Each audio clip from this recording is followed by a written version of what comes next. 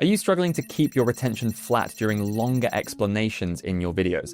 Well, over the last 2 weeks, I've reviewed a bunch of retention graphs for clients, students of mine, and even a friend from Twitter. And even though they were all in different niches, I noticed they all accidentally pulled the same little retention trick. And every time they did it, their retention flattened out almost immediately. And in the week since, I've tested this trick on multiple videos and it works really nicely. It's pretty simple to do. So today I'm going to teach you what this trick is so you can make your viewers watch longer, boost your authority in your niche, and even increase the runtime of your videos without even really trying. Now, before I can show you the trick, let's take a look at the basics of script structure. Now, every retention optimized script is going to look a little bit like this. We start with our hook, then the rest of the script is basically broken up into segments like these. Now, these segments need to be interesting in their own right, and the way that we do this is by turning each into basically its own mini story. And each of these stories has a setup, a longer period of tension, and finally a payoff. So when we zoom out, our script is basically a continuous loop of setup, tension, payoff, usually somewhere between 5 and 10 times, and that's it. You basically need the viewer to care about what you're teaching them in each individual segment, and this structure is the easiest way that I've found to do that. But the part that people always get stuck on is the tension. Like, what actually is it? And more importantly, how are you supposed to delay your payoff without your audience getting really annoyed with you? Well, that's where our retention trick comes in.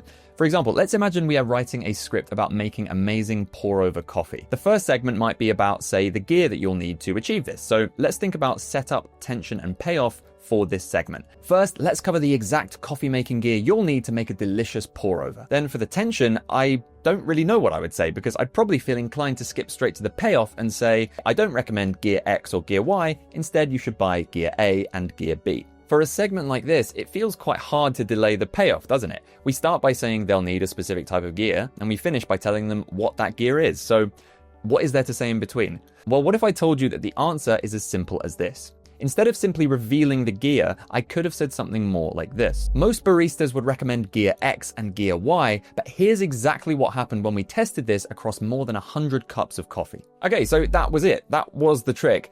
But did you notice what I did?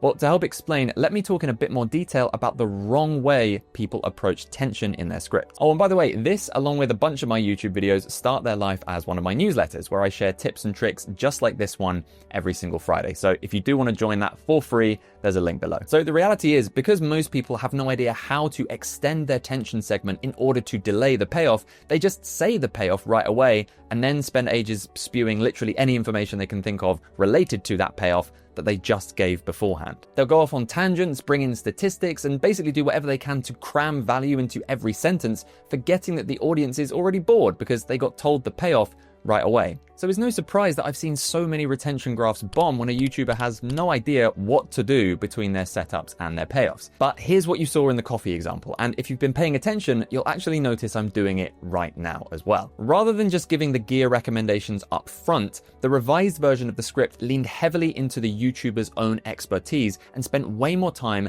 illustrating the viewer's current behavior and choices and the negative effects of those behaviors and choices. You know, we said you were probably thinking of buying coffee grinder X, but here's what went wrong when we tested it. Now, I always found this way of delivering information inherently more intriguing anyway, but it turns out there are actually a bunch of psychological phenomena that explain this more scientifically. In a nutshell, when a person is forced to articulate or reflect on their own behavior, the more likely they are to take action or change that behavior.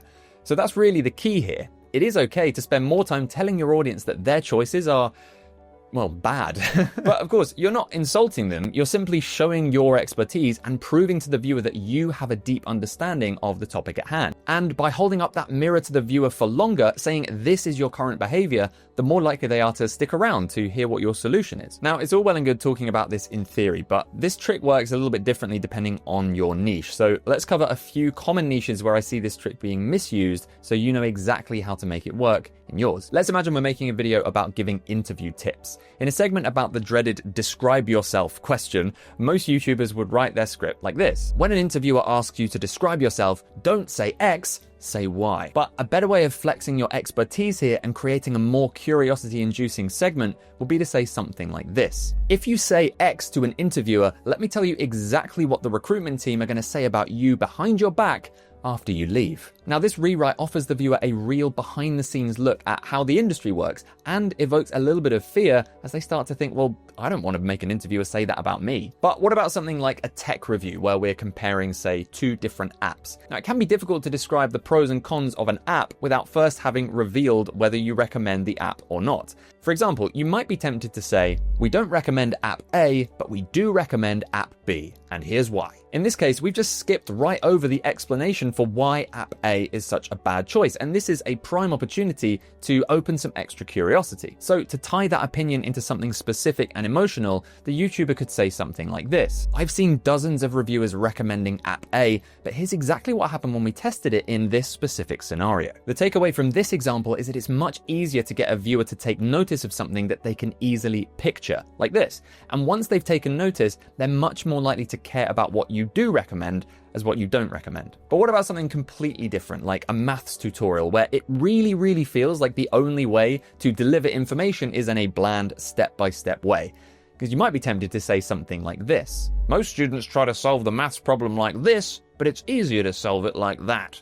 Now, this is a little better, accent aside, because we are hinting at the wrong way to approach the problem, but it's still not emotional enough. Why is it a problem to try and solve it the first way? What problems will they run into as a result? So instead, we could approach it like this. When you try to solve the problem like this, not only will it not work, but you're actually building a habit that's going to make it harder to solve other equations later on. Let me explain. Now, I hope you can see that we're not just delaying the payoff for the sake of it here to trick our viewers in some way. We're actually trying to teach them the lesson in a more memorable way by making them feel seen before we show exactly how we can help them. Now, before watching this video, you might have been struggling not to reveal your payoffs right away. But the funny thing is, even the biggest YouTubers struggle with exactly the same problem. So watch this video next where I reveal the serious script writing mistake wrecking this 6 million subscriber YouTuber's retention and the simple fix I recommended to him that you can steal.